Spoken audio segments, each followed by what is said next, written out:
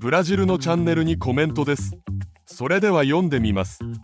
先生、私は6歳の時から少年ジャンプで働くことを夢見ました。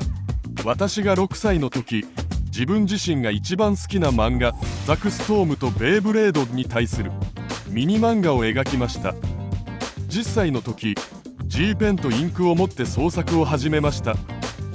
それで部屋に Your Dream 少年ジャンプと書いておきました。その後、いつかは日本に行って集英社に入社できるように一日中絵を描いて発展しています。私は現在13歳です。私がどうやって入るのか教えてくださればとてもありがたいです。英語だけで参加が可能ですか？教えていただくと幸いです。そして本当に歓迎します。ここはブラジルです。とても素敵な話です。ここの若いブラジルの漫画家志望生、少年ジャンプを夢見る漫画家志望生、私が役に立つことができるのはお手伝いしますから、気になることはずっとコメントしてください。ブラジルのチャンネル運営者の方が見て、私たちに送ってくださるように詳しく書いてコメントしてください。私が大きい力にはなれないが、それでも少年ジャンプで活動した唯一の外国人漫画家として私にできるアドバイスはします。少年ジャンプに入るには基本的には日本語の準備が必要です。しかし私を見てください。私は日本語ができません。だから日本語を準備するということが必ず本人が日本語ができるという意味ではありません。私は世界の漫画家志望生たちが日本の漫画界で活動するために日本語で勉強しようと時間を使うことに反対します。やりたければやってもいいです。しかし私は基本的に反対です。その時間に漫画をもっと勉強した方がいいんじゃないというのが私の考えです。日本語は漫画に使えるくらい、または漫画の会議ができるぐらいの日本語、簡単な日本語ができる程度ならいいです。皆さんが2年から3年くらい、1日に5時間くらい日本語の勉強をするために時間を使っても、日本人が見るにはつまらないセリフくらいしかありません。子供たちが言ったようなセリフ、赤ん坊が書いたような文にしかなりません。漫画についての会議も最高レベルの会議は絶対にできません。それで私が日本語勉強に対して主張するのです。翻訳、通訳のような言語的な支援をしてくれる、そんな支援システムが必要だ。そのシステムは皆さんの国の政府や皆さんの国の漫画ビジネスをするところで支援してくれればよい。ジャパン漫画ビレッジを作って支援してあげるのがいい。そして日本の漫画の発展のために日本政府でもしてくれればよい理由、こういうことも申し上げて提案しました。 YouTube だけで提案したのではありません。四方八方にご提案いたしました。私もこうやって努力するので、質問された方もぜひ夢を叶えてください。少年ジャンプはとても良いところです。少年ジャンプが大好きだということを私よりよく知っている人がいるでしょうか。私は少年ジャンプの外で長い間活動して少年ジャンプに入ったじゃないですか。しかもその外というのは日本の外を意味したりしますよね。日本と韓国で20年以上活動して少年ジャンプに活動するようになりました。だから少年ジャンプがどれだけいい場所なのか誰よりもよくわかるんじゃないですか。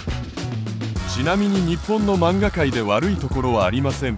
私が経験した全てのところがとても良かったです。少年ジャンプは奥妙な特別さがあります。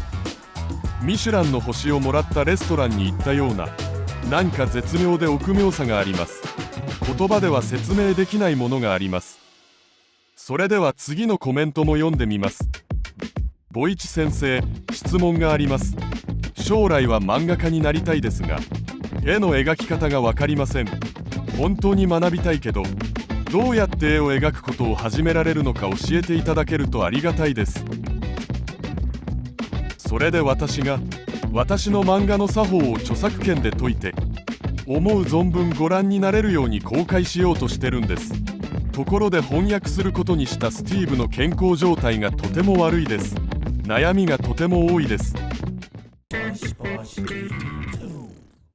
最初に始めるときは本で始めるのがいいです。ブラジルのチャンネルからの質問だから、ブラジルの漫画作法書があればそれを持って始めることをおすすめします。漫画の作法書がなくても大丈夫です。他の種類を例にとると、漫画関連ではない絵の描き方に関する本、あるいは人体下書きに関する本、こんなことで始めてもいいです。こんな本を手に入れるまでは何をすればいいでしょうか。描くのを止めずに描き続ければいいです。漫画家になりたいんだけど、描く本もないし描き方もわからない。構いません。そのまま描いてください。何でも描いてください。関連の本も読んでないくらい始まりなんですが、描けないのは当然のことです。これが始まりの時の特権です。潰れたじゃがいもとか一つ描いて、点を2つだってロロノアゾロです。そしてこれは私が初めて描いた絵ですと言ったら、きっと小田先生もよく描いたとおっしゃるでしょう。最初の絵ですから、最初の絵は何でもかんでも最高の絵です。10万枚の絵を描いた時は上手な絵と下手な絵が分かれます。最初は誰でも最高によくやったんです。そしてこの最高に上手な瞬間は描かなければ来ないのです。描いてこそ来るんです。漫画も初めて描いた漫画はそれが何でもよく描いた漫画です。そのままやればいいんです。うまくできることが重要なんじゃなくて、たくさんすることが大事です。次のコメントを読んでみます。ボイチ先生の漫画制作過程はどうなるのか聞いてみたかったです。始める人を基準にしてワンコマで始めた方がいいのか、それとも理想的な作画ストーリーを構想して長編ストーリーにした方がいいでしょうか。最後に、作品に対するインスピレーションはどこから得られますか。最初に始めることを基準にするのです。最初に始めることを基準に、一番いいのはやりたいことをすることです。始められたら戦略的な必要もないし、うまくやる必要もありません。なぜか最初にしたことはとにかくよくやったことです。最初は自分が望むこと、したいことをすればよいです。私が初めてコマが分かれている漫画を描いてみたのが小学校4年生、11歳くらいだったと思うけど、11歳の時学校に行ってドラキュラとニンニクに関するギャグを聞いて家に帰って、そのギャグ内容で2ページの漫画を描きました。それが私が最初に描いた漫画でした。無条件で褒められる人生の最初で最後が漫画なのです。その次に私が何を描こうと努力しても褒められるだろうけど、できなかった、いまいちだ、悪い、嫌だという声も聞くようになっています。しかし私が描いたこの最初の漫画は誰もこれを見て悪口を言うことはできません。初めて描いた漫画を見て冷徹な批評と悪口を言う人がいたら、あの方は悪魔です。11歳が人生で初めて描いた漫画は絶対に褒められるべきです。それだけです。